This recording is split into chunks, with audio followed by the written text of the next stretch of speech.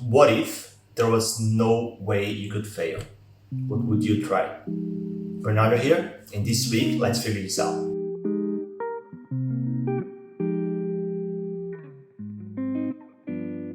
Fear of failure is being ranked the number one thing holding back entrepreneurs. More importantly, it's been associated with poor learning experiences.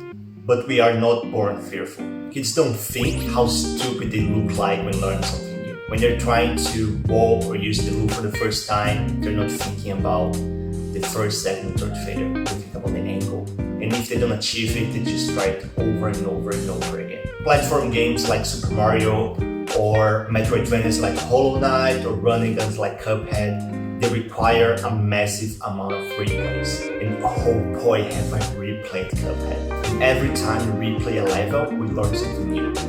We memorize a specific thing, we're just training our muscle memory to overcome specific obstacles. And at the end, we can beat that level.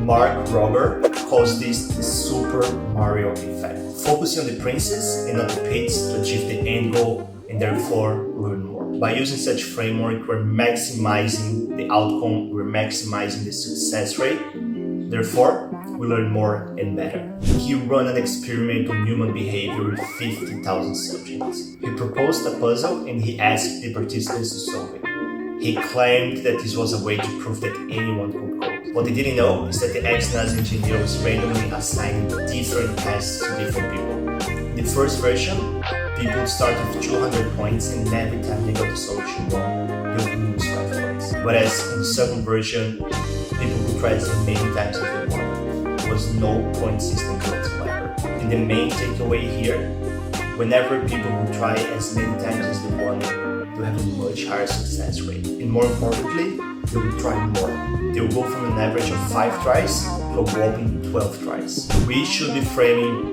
problems and challenges in a way that employees and coworkers want to tackle them, that they feel empowered and excited about trying to solve those problems. And not in a way that they feel like they're being punished if they got it wrong. Because clearly, punishment is not conducive of learning or success.